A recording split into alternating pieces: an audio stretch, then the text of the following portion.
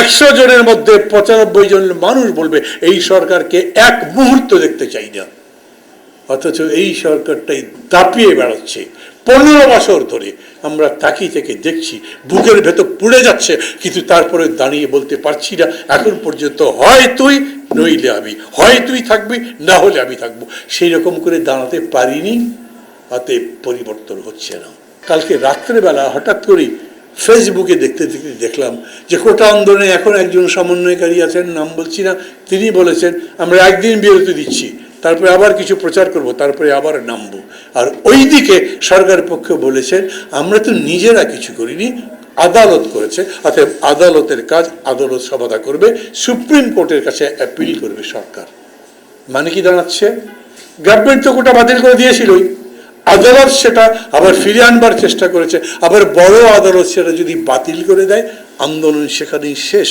ওরা তো বলেছেই আমরা পড়ার টেবিলে চলে যেতে চাই, ওটা আবার পুনর্বহাল করবার জন্য কোর্ট যে আদেশ দিয়েছে সেইটা প্রত্যাহার করা হলেই আমরা আবার টেবিলে চলে যেতে চাই, লেখাপড়া করব। ওদেরকে ডাকতে পারবেন বেগম জিয়ার জান বাঁচাতে হবে, চলো রাস্তায়। বলতে পারবেন এত জিনিসপত্রের দাম বেড়েছে, তোমার পিতার জীবন নাশ হওয়ার অবস্থা, তোমার পরিবার কষ্টে থাকছে, চলো আমাদেরকে রাস্তায় যেতে হবে। বলতে পারবেন আমার স্বাধীনতা সার্বভৌমত্ব নিয়ে আজ প্রশ্ন দেখা দিয়েছে, চলো আমাদেরকে তার বিরুদ্ধে প্রতিরোধ গড়ে তুলতে হবে। তারা ফিরে আসবে? আর যদি এই আন্দোলনে আবার ফিরে না আসে, তার 7 দিন 10 দিনের মধ্যে নতুন করে অত বড় আর একটা আন্দোলন বানাতে পারবেন? এই আন্দোলন চলতে চলতে, তাই তো আমার ভাববার কথা ছিল, এই আন্দোলন ওরা থাক বা না থাক, এই আন্দোলনের যে প্রতিক্রিয়া, যে প্রভাব সমাজের মধ্যে রেখে দেবে, সেই প্রভাবটা ধরেই আমরা যেন সামনে যেতে পারি। বলে না, hit the iron when it is red.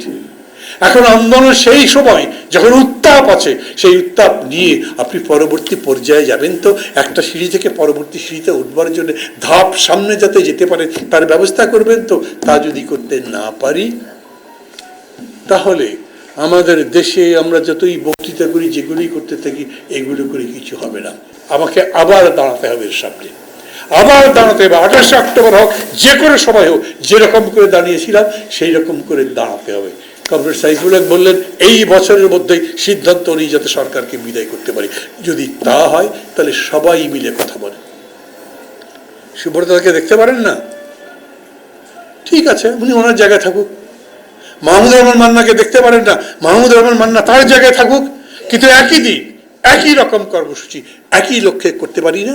আমরা যুগপথ শুরু করেছিলাম, আমি বলি সর্বব্যাপক যুগপথ করতে হবে। এখন আমি এরকম বলছি না যে মোদির পারমিশন নিয়েই তিনি চীন গেছেন, কিন্তু এটা ঠিক মোদি যেন বিরক্ত না হয়, রাগ না করে, সেই কাজটা করেছেন।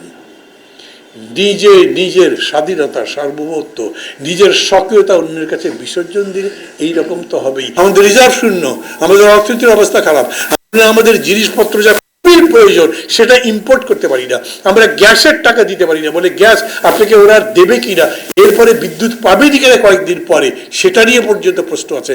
তখন মোদিকে এটাই তারা বুঝিয়েছে, ইন্ডিয়াকে বুঝিয়েছে, তোমাদের সাথে আমাদের আত্মার সম্পর্ক, ওদের সাথে আর্থিক সম্পর্ক করতে দাও, এরকম বলেছে না তারা। কিন্তু এইবার দেখা যাচ্ছে পররাষ্ট্রমন্ত্রী নিজেই বলছেন না, আমরা যে আলোচনা করেছি সেই ডিসকাশন টেবিলে আমাদের এই বিষয়ে কোনো এজেন্ডা নাই, কেবল 20টা মেমোরেন্ডাম। আমি বলি এই ধরনের বেশি চালাকিবাজি করবার কারণে এই সরকার এমন একটা বিপদ টেনে আনছে, নিজের অর্থনীতিকে রক্ষা করতে পারবে না, নিজের স্বাধীনতা সার্বভৌমত্বের ব্যাপারে সমস্ত ধরনের সারেন্ডার করবে, দেশের অর্থনীতির সংকট দূর হবে না, জিনিসের দাম কমবে না, বিনিয়োগ বাড়বে না, মানুষের চাকরি কিছু হবে না, এবং এই কারণে দেশের মধ্যে একটা হাহাকার তৈরি হবে।